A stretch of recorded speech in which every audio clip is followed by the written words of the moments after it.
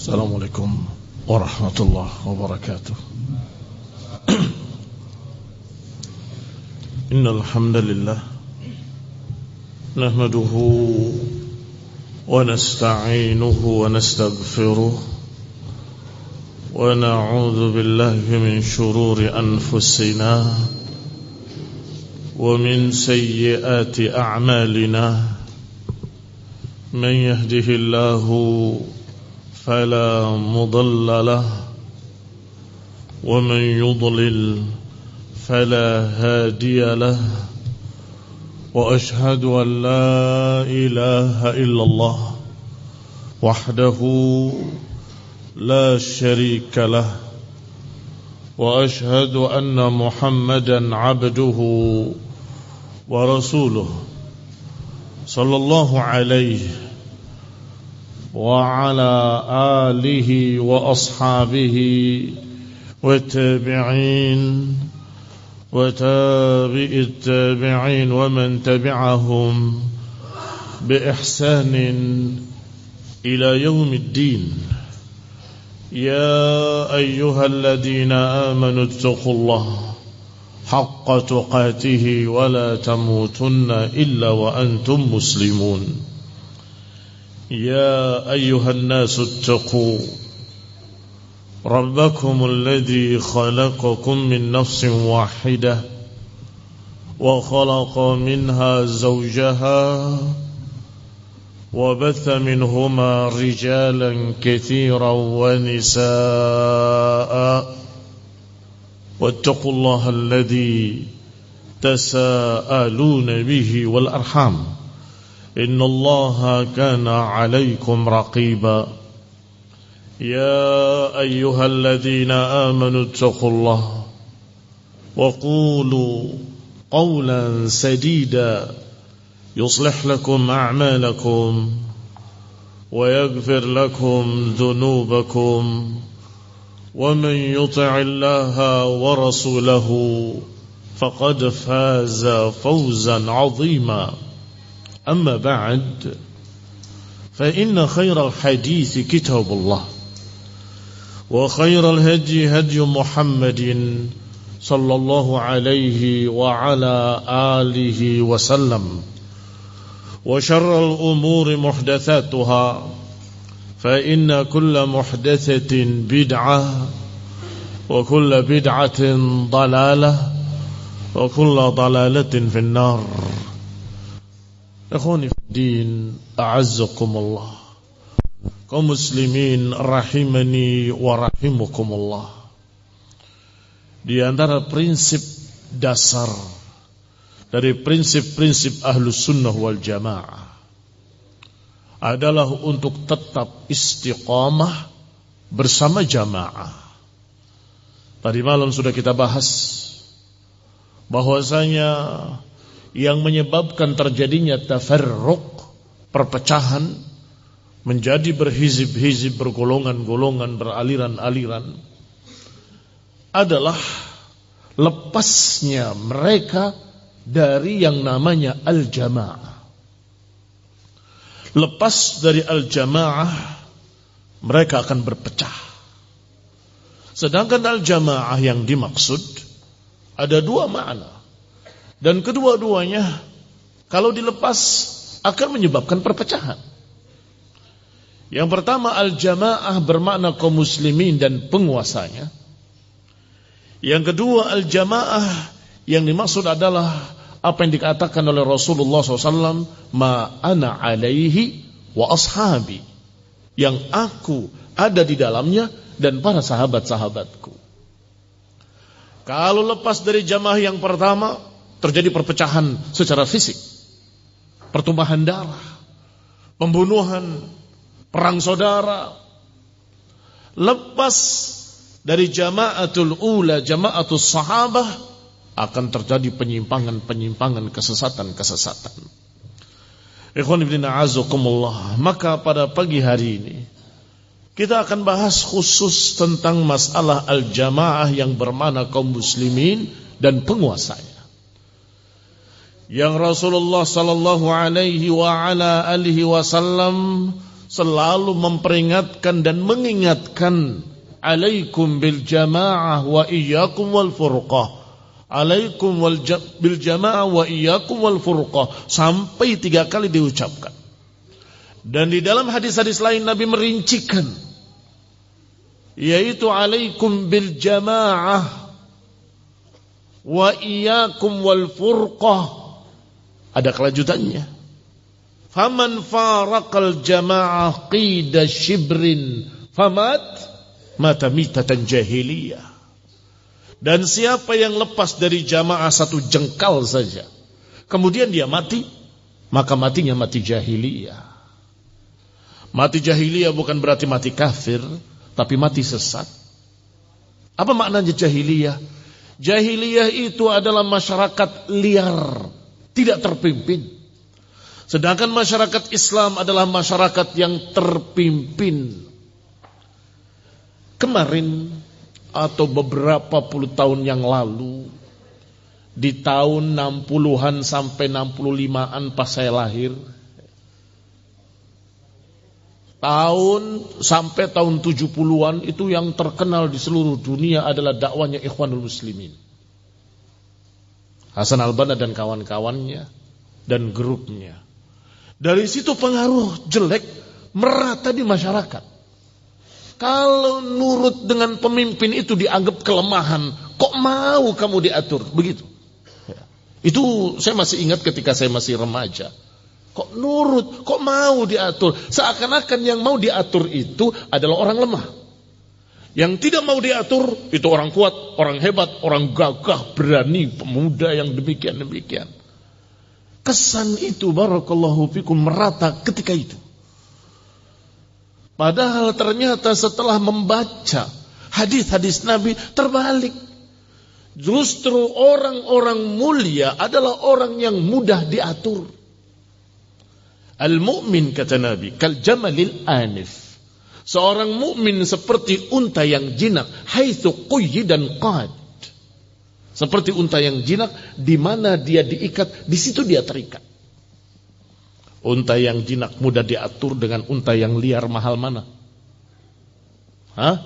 Binatang peliharaan yang sudah terdidik bisa diatur. Duduk. Diri. Lari. Lebih mahal harganya. Mengapa? Lebih mulia. Barakallahu fikum. Sehingga seorang mukmin dan mukminun, muslimun itu adalah masyarakat terpimpin, masyarakat yang mudah diatur untuk kebaikan. Kebaikan masyarakatnya, keamanan negerinya, ketertiban, itu semua kebaikan. Barakallahu fikum. Contoh sedikit saja yang sederhana. Kalau masyarakat di jalan raya tidak mengikuti aturan lalu lintas, apa yang terjadi? Kemacetan, macet total. Lampu merah nggak diindahkan, jalan kanan jalan kiri nggak dipedulikan, rambu-rambu nggak dituruti, akan terjadi kemacetan di mana-mana. Siapa yang rugi? Ya kita sendiri. Itu contoh saja. Tapi ketika teratur, rambu-rambu dituruti, lancar semua. Ikhwan ibn a'azakumullah, maka kembalikanlah kepada asluddin. Kembalikanlah kepada asal agama, prinsip agama, yaitu memuliakan penguasa dan mentaati penguasa fil ma'ruf, di dalam kebaikan. Untuk apa? Mereka mengatur dengan segala macam aturan-aturan untuk ketertiban, untuk keamanan, untuk kebaikan bersama. Diriwayatkan oleh Ibn Abi Asim dalam kitabnya As-Sunnah. Babnya diberi judul bab ma dzukira 'anin Nabi SAW min amrihi bi ikramis sultan. Ini judul bab yang ditulis oleh Imam Ibn Abi Asim dalam kitabnya As-Sunnah. Apa judul babnya? Kata beliau, bab apa yang disebutkan dari Nabi tentang perintah untuk memuliakan penguasa.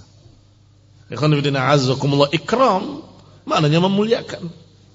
Wa zajruhu an ihanatihi, dan peringatan dari Nabi jangan menjatuhkan kehormatan penguasa. Dibawakan dalil-dalilnya.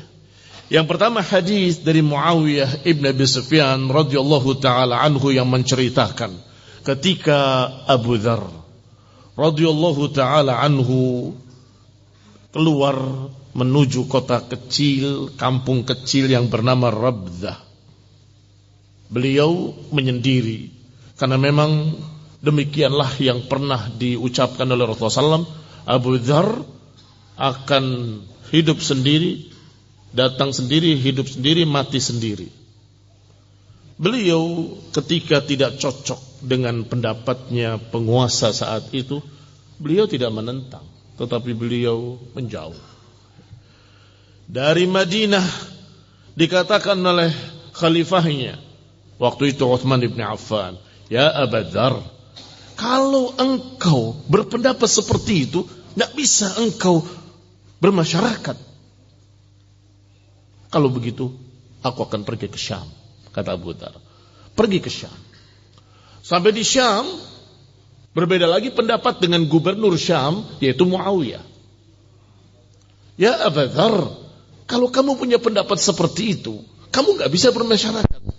Kalau gitu aku akan pergi ke Rabdah." Sampai di Rabdah, menyendiri di desa terpencil.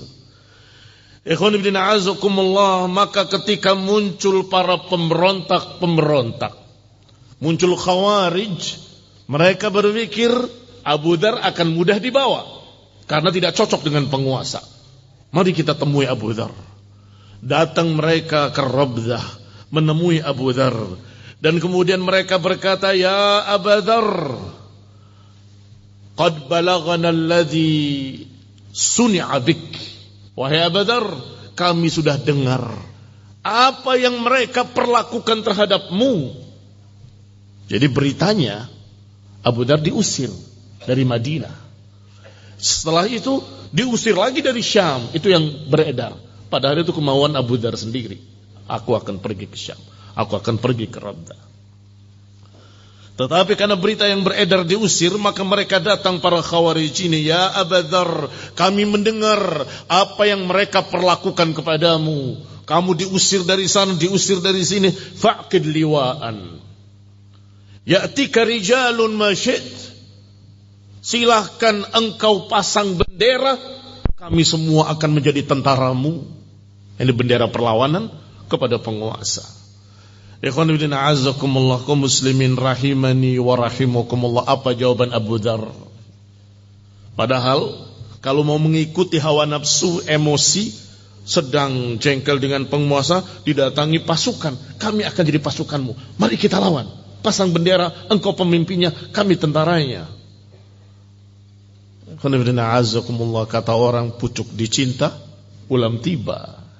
Kalau mau mengikuti hawa nafsu. Tetapi Abu Dzar tidak mengikuti hawa nafsu, mengikuti dalil. Apa kata beliau? "Mahlan ya ahlal Islam, mahlan mahlan." Tenang, tenang wahai kaum muslimin, jangan terburu-buru. Fa inni sami'tu Rasulullah sallallahu alaihi wa ala alihi wasallam yaqul, "Sayakunu ba'di sultanan fa'izzuhu."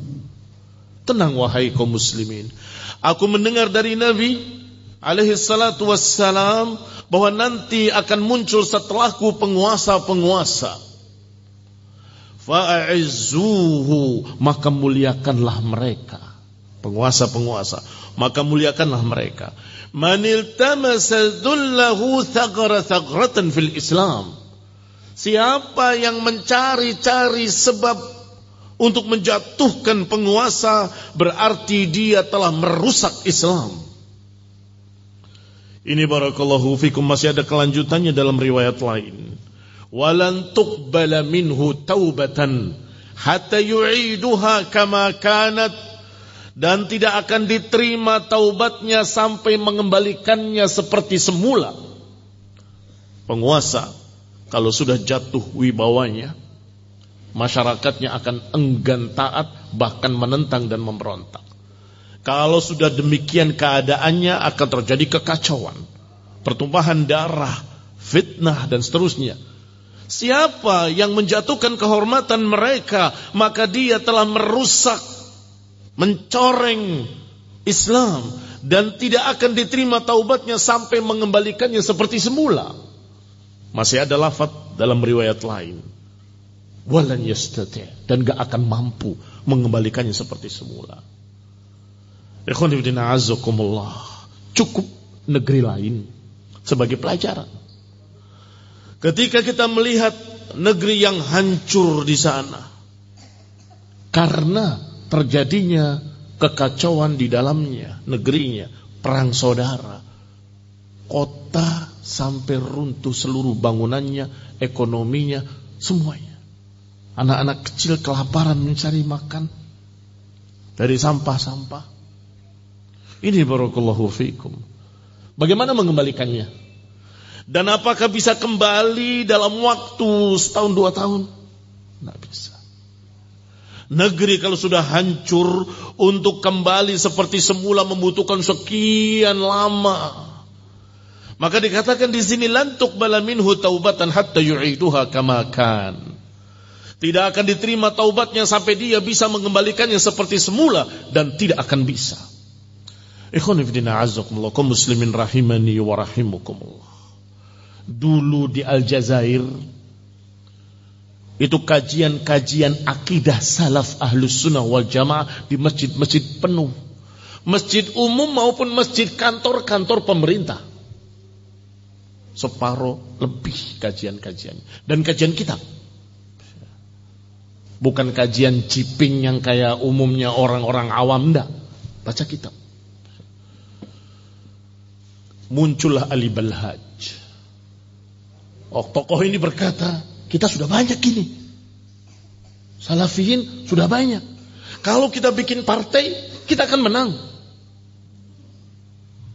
Mulai ide ini diterima oleh beberapa tokoh lain, bikin partai. Kalau di Indonesia PSSI, Partai Salafi Seluruh Indonesia. Benar, menang partai ini tadi. Ternyata barakallahu fikum, mereka sudah tahu bagaimana caranya supaya mereka tidak menang. Maka kemudian terjadilah penggulingan kekuasaan oleh militer. Wah, terima nih masyarakat yang katanya ahlus sunnah tadi, yang terbawa oleh seseorang hizbi, marah, melawan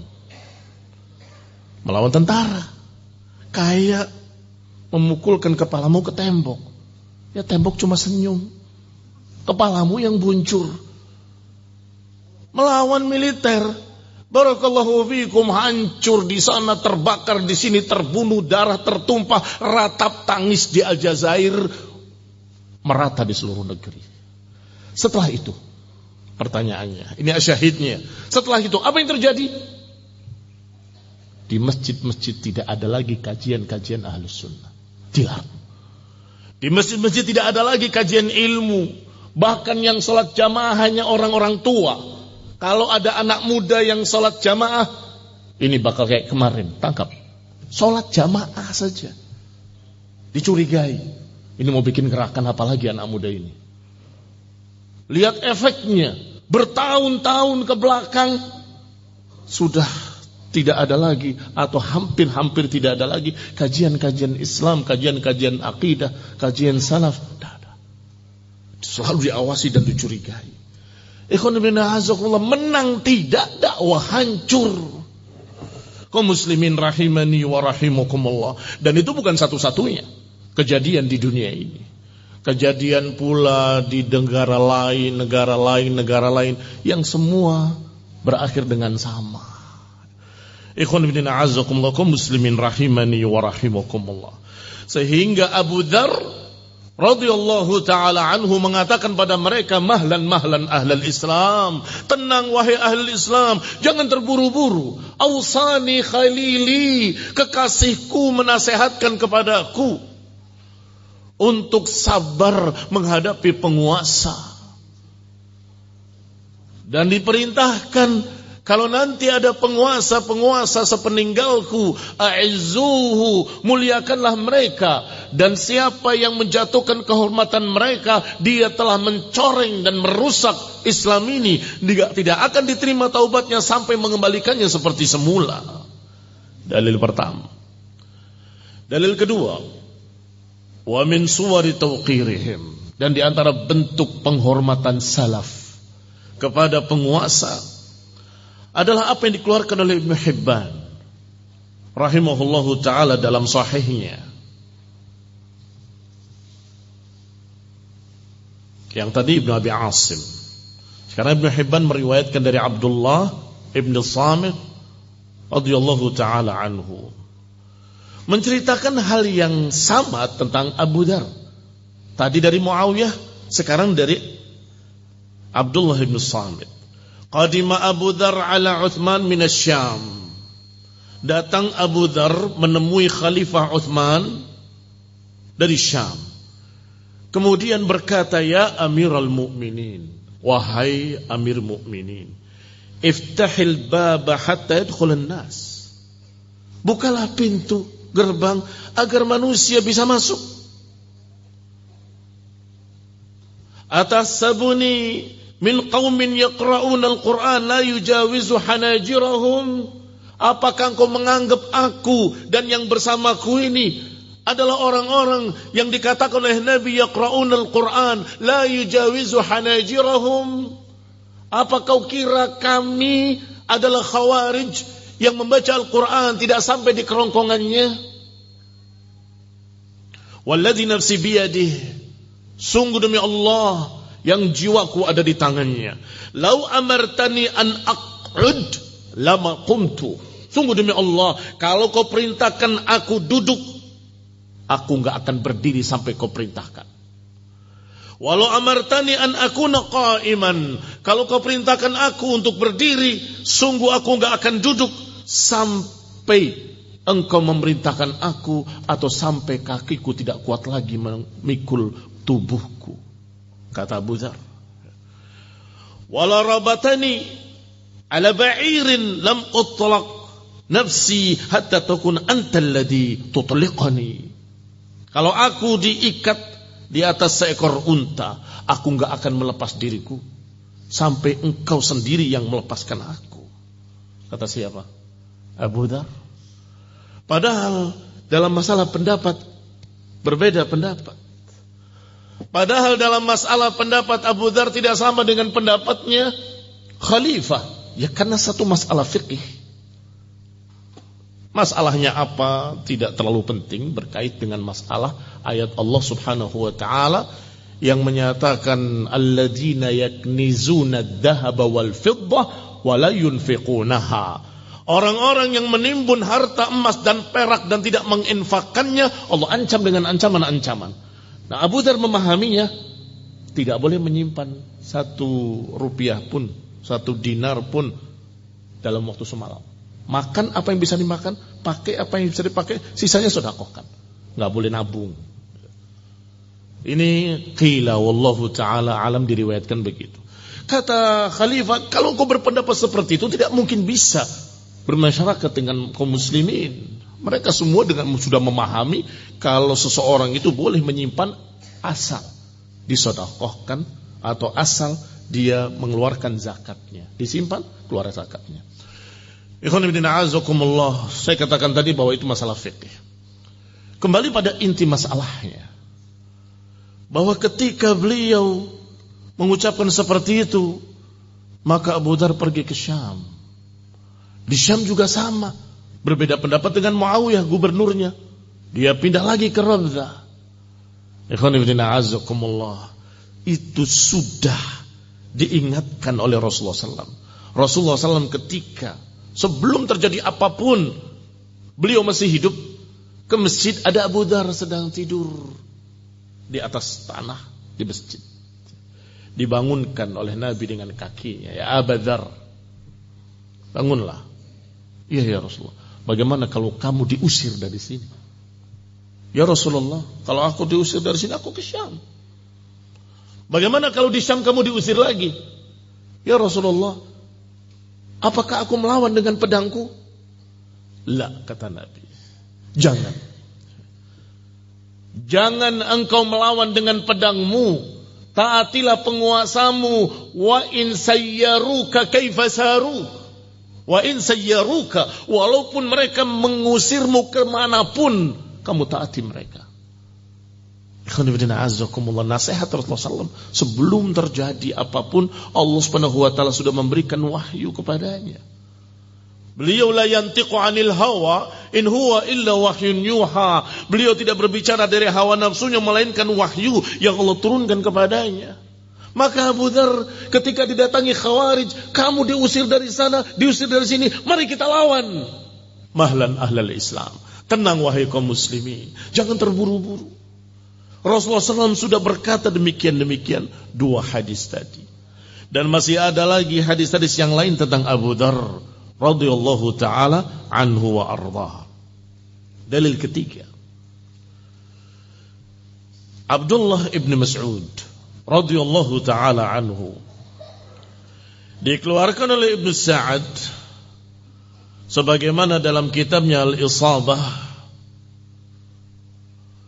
bahwa Zaid ibn Wahab berkata, lamma ba'atha Uthman ila Abdullah ibn Mas'ud, ketika Uthman ibn Affan mengutus utusan menemui Abdullah ibn Mas'ud dan memerintahkannya untuk kembali ke Madinah.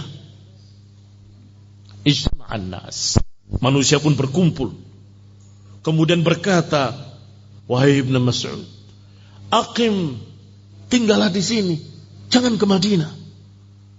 Wa nahnu namna'uka an yasil ilaika syai'un takrahu. Kami khawatir engkau akan tertimpa sesuatu yang tidak baik. Ini zaman fitnah. Di mana Ibnu Mas'ud radhiyallahu taala anhu? Beliau di Kufah, di Irak. Irak ke Madinah itu jauh, bukan dekat. Perjalanan butuh waktu sekian pekan. Bisa lebih dari 1 bulan. Kaum muslimin rahimani wa rahimakumullah, datang utusan dari khalifah, kamu disuruh kembali ke Madinah. Mereka penduduk Kufah di Irak sangat mencintai Ibnu Mas'ud. Mereka sangat menyayanginya. Wahai Ibnu Mas'ud, duduklah di sini bersama kami, jangan pergi ke Madinah. Kami akan menjagamu, kami akan melindungimu. Aku khawatir kalau engkau ke Madinah, engkau akan tertimpa begini. Kekhawatiran yang wajar, karena masa itu masa-masa fitnah. Ikhwan ibn a'azzakumullah. Yang menjadi dalil adalah jawaban Abdullah ibn Mas'ud radhiyallahu ta'ala anhu. Kata beliau kepada mereka, inna lahu alayya ta'ah. Sesungguhnya dia memiliki hak atasku untuk aku taati dia, karena dia khalifah. Uthman ibn Affan khalifah. Inna lahu alayya ta'ah wa la uhibbu an akuna awwal man fatahaha. Sesungguhnya aku berkewajiban untuk taat pada khalifah, dan aku tidak akan membuka pintu fitnah yang pertama kali. Lihat pandangannya. Pertama, tetap di atas sunnah untuk taat kepada penguasa. Kedua, beliau tahu kalau beliau menentang khalifah, di belakangnya akan ikut sekian banyak manusia. Ibnu Mas'ud saja menentang khalifah kok. Mengapa kami tidak? Kami ikut Ibnu Mas'ud. Kami tidak lagi mau taat kepada Uthman ibn Affan. Apa yang terjadi? Fitnah. Aku tidak mau menjadi awal man fatahal fitnah. Aku tidak mau menjadi orang yang pertama membuka fitnah, kata Abdullah ibn Mas'ud radhiyallahu ta'ala anhu. Ikhwan ibn a'azzakumullah, kaum muslimin rahimani wa rahimakumullah. Mereka walaupun untuk pribadinya saja, mereka tidak mau melanggar perintah penguasa. Khawatir akan diikuti manusia, apalagi menyuruh. Wahai kaum muslimin, penguasa kita sudah kurang ajar, kita tidak perlu taat. Ini lebih parah lagi. Walaupun dia sendiri tidak taat, khawatir membuka pintu fitnah. Ada seorang ulama yang menangis menyesali setelah terbunuhnya Uthman. Sampai orang bertanya-tanya, kamu mengapa sampai seperti itu? Wallahi aku menyesal menyebabkan Utsman terbunuh. Aku menyesal menyebabkan Utsman terbunuh. Orang-orang kaget, apa kamu terlibat dalam pembunuhan Utsman? Iya. Aku merasa aku terlibat. Mengapa? Apakah kau datang ke sana mengepung rumah Utsman? Tidak. Tapi aku pernah sekali mengatakan semestinya Utsman begini, semestinya Utsman begitu. Seakan-akan menyalahkan Utsman. Aku khawatir karena ucapanku itulah kemudian mereka mulai menyalahkan Utsman, menjatuhkan Utsman sampai akhirnya membunuh Utsman. Lihat azakumullah. Padahal cuma berkata semestinya begini penguasa itu, harusnya begitu. Hanya urusan yang sedikit saja dia merasa terlibat. Adkur masawi'ahu dalam riwayat. Aku pernah menyebut satu kesalahan beliau. Tetapi aku tidak tahu kalau sampai seperti ini jadinya. Menangis beliau menyesali. Ada lagi seseorang yang ditunjuk oleh ulama yang lain. Engkau ikut menentang penguasa. Engkau sampai dia terkejut. Ya akhi, jangan terburu-buru. Aku sama sekali tidak ikut mereka. Tidak ikut berbuat, gak ikut memberontak, gak ikut mengepung, gak ikut mengangkat pedang. Aku gak ikut-ikutan.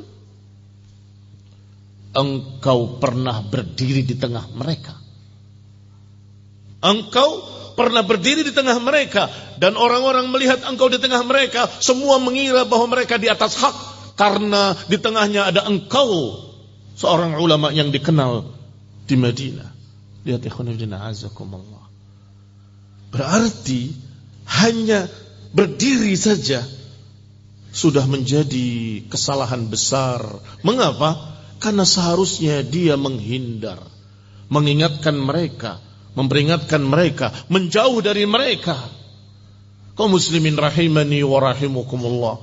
Bagaimana kalau seseorang mengaku ahlus sunnah, mengaku salafi, mengaku seorang da'i ahlus sunnah, kemudian dia menentang pemerintah, menyelisihi pemerintah, akan dikira oleh masyarakat bahwa ini adalah mengajak kita untuk menentang penguasa. Walaupun untuk dirinya sendiri, apalagi untuk pengikut-pengikutnya. Ini barakallahu fikum, akrimu sultanallah fil ardi. Muliakanlah penguasa yang Allah jadikan di muka bumi. Ikhwan ibn a'azzakumullah, kaum muslimin rahimani wa rahimukumullah. Ibnu Mas'ud menjawab dengan jawaban yang sangat-sangat bagus, mengajarkan sebuah prinsip dari prinsip-prinsip ahlus sunnah. Innahu lahu alayya ta'ah. Sesungguhnya aku punya kewajiban taat kepadanya. Dan aku tidak akan menjadi orang pertama yang menentang penguasa. Berangkat dia. Berangkat ke Madinah. Sesuai dengan perintah dari Amirul Mukminin Utsman bin Affan radhiyallahu taala anhu. Dalil keempat. Wa min surati ta'awun, di antara bentuk ta'awunnya para salafus saleh dengan penguasa, bahwa mereka selalu memperingatkan, jangan mencerca penguasa, jangan menjatuhkan kehormatan penguasa. Ini ikhwan fillah azakumullah, sebagaimana diriwayatkan oleh Imam Baihaqi di dalam kitabnya Syu'abul Iman dari Anas bin Malik radhiyallahu taala anhu. Kata Anas bin Malik, nahana kubarauna, telah melarang kami pembesar-pembesar kami. Siapa pembesar-pembesarnya? Para sahabat ridwanullah alaihim ajma'in. Nahana kubarauna min ashabi Muhammadin SAW, dari para sahabat-sahabat Rasulullah SAW. Qala la tasubbu umara'akum, jangan kalian mencerca penguasa kalian, wala taghushuhum, jangan mengkhianati mereka, wala tubghiduhum, jangan membenci mereka, wattaqullaha wasbiru, bertakwalah kepada Allah dan sabarlah. Ikhwan ibn a'azakumullah, satu kesalahan pada penguasa, ya sedikit sekali kalau cuma satu. Kamu dan saya berapa kesalahannya? Hah? Banyak. Kalau satu sedikit sekali kan? Kalau engkau kemudian mengangkat satu kesalahan tadi, kemudian kamu ceritakan kejelekannya, mereka begini. Pertama itu ghibah. Diharamkan ghibah, menggibahi manusia-manusia yang bukan penguasa. Apalagi penguasa, lebih besar lagi ghibahnya. Kata Syekh Ibnu Utsaimin rahimahullah, ghibah itu sudah dosa besar. Wala yaghtab ba'dukum ba'dha. Jangan menggibahi sebagian kalian kepada sebagian yang lain. Apa itu ghibah? Dzikruka akhaka bima yakrah. Engkau menyebutkan kejelekan saudaramu yang dia tidak sukai kalau disebutkan. Ya Rasulullah, kalau memang benar-benar ada pada dia kejelekan itu, kalau benar-benar ada, itu ghibah namanya.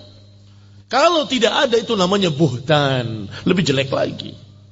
Berarti walaupun benar ada, tidak boleh digibahi, diceritakan pada orang lain. Itu sudah dosa besar, karena diancam oleh Allah SWT dengan ancaman-ancaman. Apalagi yang digibahi adalah orang-orang yang mulia dari kalangan para ulama dan umara. Lebih besar lagi dosanya. Mengapa? Kalau ulama yang digibahi, jatuh kehormatan ulama, masyarakat tidak lagi mau menerima ilmu dari mereka. Kerusakan agama. Kalau penguasa yang digibahi, masyarakat kemudian enggan untuk mentaatinya, hancur dunianya. Lihat, kalau ulama yang digibahi, rusak agama. Kalau penguasa yang digibahi, rusak dunianya, kacau. Kaum muslimin rahimani wa rahimukumullah. Sehingga dikatakan oleh Anas bin Malik radhiyallahu taala anhu bahwasanya pembesar-pembesar kami dari para sahabat, berarti bukan satu, bukan dua, bukan tiga. Kubara ana, para pembesar-pembesar kami dari para sahabat, Abu Bakar wa Umar wa Uthman wa Ali, muhajirin wal ansar, wa ashabu Badr, pengikut perang Badr, mereka semua memperingatkan, la tasubbu umara'akum, jangan kalian mencerca penguasa kalian, menjatuhkan kehormatan mereka, mengkhianati mereka, membenci mereka. Wattaqullaha wasbiru, bertakwalah pada Allah dan sabarlah. Ada kekurangannya, ya mestilah manusia pasti punya kekurangan. Sabari kekurangannya, syukuri kelebihannya. Sabari kekurangannya, syukuri kelebihannya.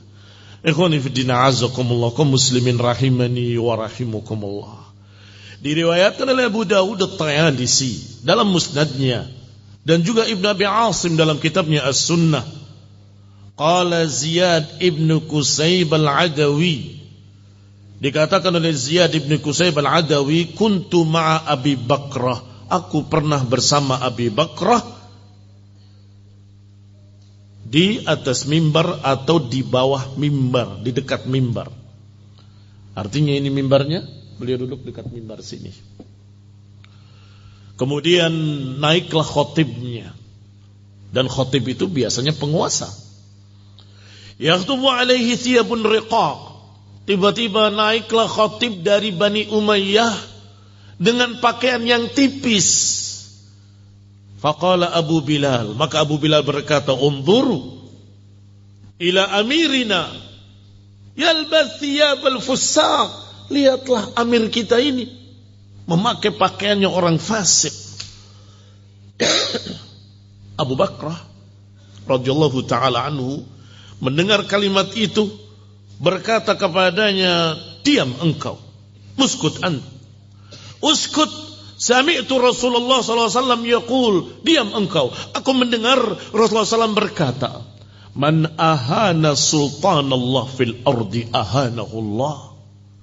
Aku pernah mendengar Rasulullah SAW berkata, siapa yang menghinakan, siapa yang menjatuhkan kehormatan penguasa yang Allah jadikan di muka bumi, maka niscaya Allah akan hinakan dia nanti yaumul qiyamah.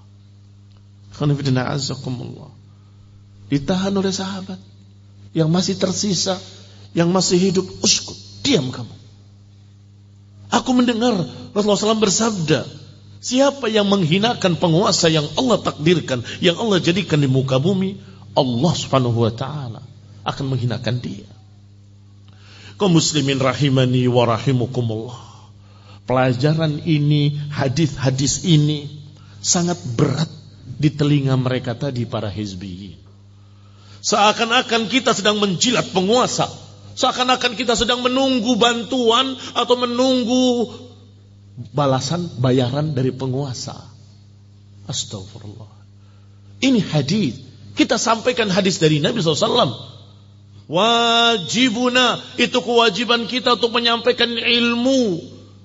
Bukan untuk kepentingan penguasa. Bukan. Kepentingan seluruh kaum muslimin. Kalau terjadi kekacauan, siapa yang rugi? Seluruh kaum muslimin. Kalau terjadi chaos, siapa yang rugi? Seluruh kaum muslimin. Apakah penguasanya saja? Tidak. Penguasanya, rakyatnya, seluruhnya. Muslimin dan non-muslim, semuanya akan merasakan akibatnya. Tetapi kalau disabari, mulut dijaga, menjaga kehormatan penguasa, akan aman, tentram, negeri teratur, murattab. Siapa yang merasakan kebaikannya? Penguasa? Bukan hanya penguasa, seluruh negeri, masyarakatnya, rakyatnya, yang muslim dan yang non-muslim semua merasakan kenyamanan, keamanan, ketertiban. Subhanallah. Jangan berpikir pendek. Berpikirlah panjang. Jangan berpikir hanya skup dirinya saja. Seperti katak dalam tempurung. Tidak tahu dunia kecuali saya. Buka tempurungmu. Lihat umat yang besar ini. Imam Ahmad rahimahullahu ta'ala, karena berpendapat dengan pendapat yang benar, ijma' sesuai dengan Quran dan Sunnah, bahwa Al-Quran ucapan Allah, bukan makhluk. Penguasanya menganggap itu adalah perkara yang menentang penguasa. Tangkap Ahmad ibn Hanbal, kata mereka. Ditangkapnya bukan hanya ditangkap dengan baik-baik, panggilan pertama, tidak datang panggilan kedua, tidak datang baru dijemput, tidak demikian. Didatangi, dipukuli, kemudian dimasukkan ke dalam karpet, digulung dalam karpet, diinjak-injak oleh mereka. Kemudian diangkat. Sampai di sana disiksa lagi, ditangkap lagi. Hanya karena berkata Al-Quran ucapan Allah.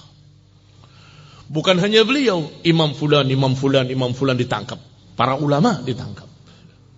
Taib, ja'a fuqaha'u Baghdad.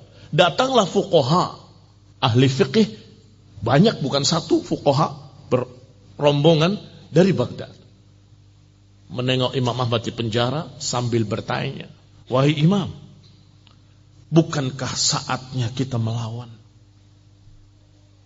La, ada fitnah. Ini fitnah. Ya Imam, sudah terjadi fitnah. Kita harus melawan. La ara dhalik. La amurukum. Aku tidak memerintahkan kalian untuk melawan. Aku tidak sependapat. Aku tidak menyuruh kalian untuk melawan. Dima'ul muslimin. Dima'ul muslimin. Dima'ul muslimin. Masih ada jawaban. Wahai Imam, bukankah engkau sudah ditangkap, disiksa, fulan juga disiksa, fulan juga. Itu kan fitnah. Iya. Tetapi fitnatun khassah. Iya, memang fitnah. Tapi itu fitnatun khassah, hanya ana, fulan wa fulan. Kalau kalian melawan ammatil fitnah, fitnah akan merata. Dima'ul muslimin, dima'ul muslimin. La aradalik wa la amurukum. Darah kaum muslimin, darah kaum muslimin. Aku tidak menyuruh kalian, aku tidak sependapat dengan kalian. Lihatlah ulama yang benar-benar berilmu dan pandangannya jauh ke depan. Kalau tidak melawan, cuma 3-4 orang yang ditangkap, yang disiksa, atau mungkin terbunuh. Tetapi kalau melawan, dima'ul muslimin, darah kaum muslimin dari kedua belah pihak. Dari yang pro pemerintah dan yang anti pemerintah, dua-duanya korban. Pertanyaannya, apakah yang pro pemerintah juga adalah orang-orang yang pasti kufur, sesat? Belum tentu. Ada pegawai-pegawai yang hanya menerima gaji, padahal akidahnya masih ahlus sunnah. Bagaimana kalau kemudian kamu melawan, orang ini di pihak siapa? Ya pasti di pihak pemerintah. Lawan mereka, tumpas mereka. Artinya benar-benar muslimin melawan muslimin. Ikhwan fillah a'azzakumullah kaum muslimin rahimani wa rahimakumullah. Kembali kepada kita. Dalil yang kelima.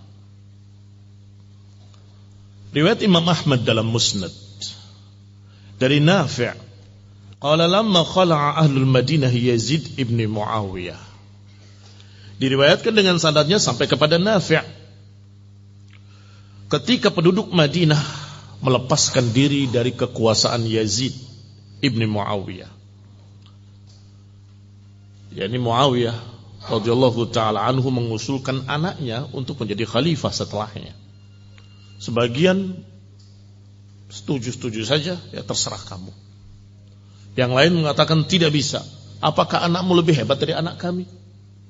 Apakah anak kamu lebih demikian daripada anak kami, dan seterusnya. Terjadilah penduduk Madinah melepaskan diri dari Yazid. Qala, maka Ibnu Umar, Abdullah Ibnu Umar, sahabat, anaknya sahabat, mengumpulkan keluarganya dan kemudian berkata, qad bay'na hadzal rajul. Ingat, kita sudah membaiat orang ini ala bai'atillah wa rasulih.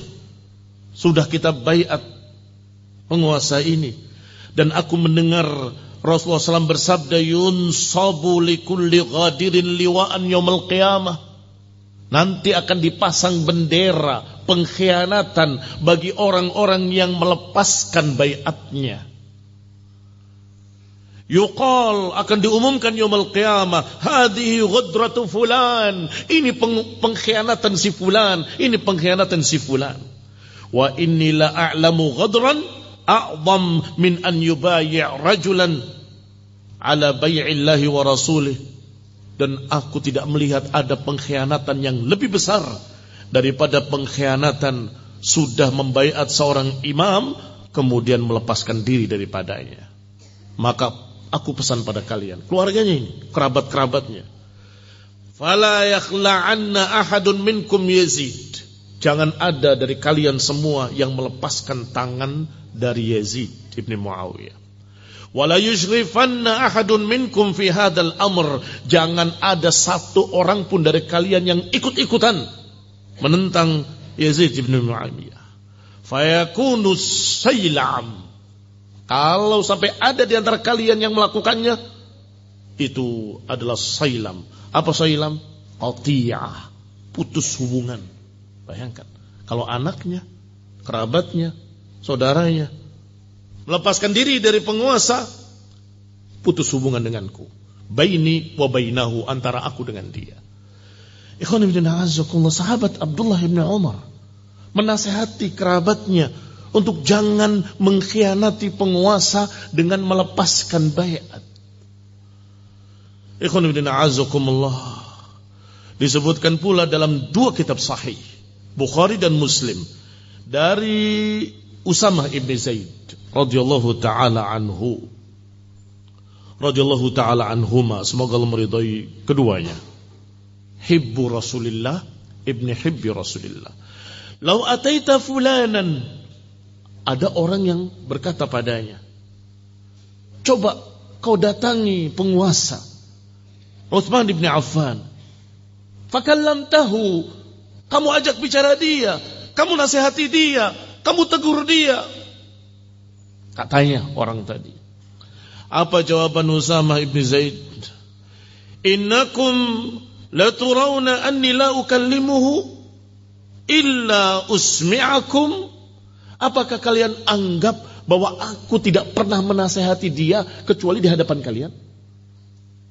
Artinya mereka menasihati pun tidak di hadapan masyarakat, enggak di hadapan rakyat, antara dia dengan khalifah saja.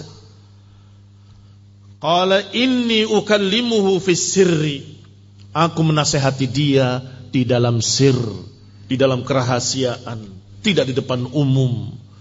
La aftah baban la akunu awwal man fatahahu, karena aku tidak akan membuka pintu fitnah, aku tidak akan menjadi orang pertama yang membuka pintu fitnah. Ikhwan fillah a'azzakumullah kaum muslimin rahimani wa rahimakumullah. Pertama, beliau menasihati penguasa. Kedua, Nasihat itu bukan di depan umum. Sebab kalau nasihat di depan umum, nyampenya belum tentu, fitnahnya sudah jelas. Di mimbar, penguasa seharusnya begini, penguasa seharusnya begitu. Nyampe ke penguasa tadi belum tentu. Taib. Tetapi fitnahnya, masyarakat langsung gak suka. Memang penguasa begini, memang penguasa begitu. Disuruh taat, apa? Taat pada penguasa yang seperti itu. Mulai terjadi kekacauan. Ikhwan fillah a'azzakumullah. Maka Nabi SAW, ini dalil berikutnya yang ketujuh. Kalau tadi yang keenam, yang ketujuh. Man arada an yansah lidhi sultanin falyakhud biyadih. Siapa yang ingin menasehati penguasa, maka ambil tangannya dan ajaklah bicara antara dirinya dengannya. Fa in sami'a minhu fadaq wa illa fala alaik. Kalau dia mendengarkan nasihatmu, itu yang kita harapkan. Kalau tidak, kamu sudah menunaikan kewajiban. Titik. Memang yang namanya nasihat dipaksa. Tidak bisa, la ikraha fid din. Enggak ada paksaan dalam agama. Nasihat itu adalah menyampaikan. Wa ma 'alaika illal balagh. Tidaklah kewajiban atasmu kecuali menyampaikan. Maka sampaikan. Wahai penguasa, ittaqillah. Bertakwalah pada Allah. Bersikap adillah. Misalnya. Sudah. Kalau dia mendengarkan, walhamdulillah. Kalau tidak, ya Allah, aku sudah sampaikan. Selesai. Ikhwan ibn a'azakumullah, muslimin rahimani wa rahimakumullah. Naktafi bihadal qadr. Kita istirahat sejenak, kemudian kita lanjutkan kajian yang tadi malam kita bahas, yaitu manhaj salaf bainal firaqid dhallah. Manhaj salaf di antara kelompok-kelompok sempalan. Wassalamualaikum taufiq wal afiyah wal hidayah wa rahmah. Subhanakallahumma bihamdika asyhadu an la ilaha illa anta astaghfiruka wa atubu ilaik. Wassalamu alaikum warahmatullahi wabarakatuh.